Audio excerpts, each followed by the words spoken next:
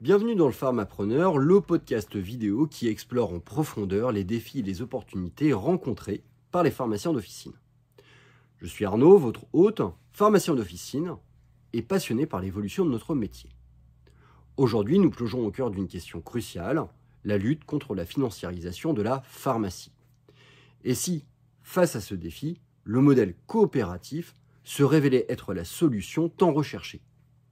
Dans un contexte où l'indépendance intellectuelle et financière des pharmaciens est menacée par l'arrivée croissante d'investisseurs externes, les coopératives de pharmaciens émergent comme des remparts essentiels pour préserver les fondements de la pharmacie française. Mais ce modèle reste encore largement méconnu et sous-exploité dans notre profession. Certaines voix s'élèvent avec raison pour alerter sur les risques de la financiarisation de notre secteur. Les syndicats et groupements professionnels tirent la sonnette d'alarme, conscients du danger que cela représente pour notre profession. Pourtant, des voix discordantes se font également entendre, notamment au sein du gouvernement, où des consultations sont en cours sur l'ouverture du capital des officines. Face à cette situation, il est crucial que les pharmaciens prennent les devants. Il nous faut présenter des modèles alternatifs de financement robustes et adaptés à nos besoins spécifiques. Les coopératives de pharmaciens semblent offrir une solution prometteuse. Avec leur structure démocratique, elles permettent aux pharmaciens de conserver le contrôle sur leur activité et de préserver leur indépendance financière. Une des forces des coopératives réside dans leur engagement envers les membres.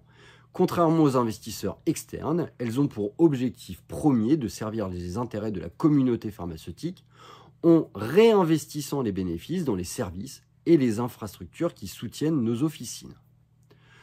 Pourtant, malgré les avantages évidents du modèle coopératif, son adoption reste encore trop timide.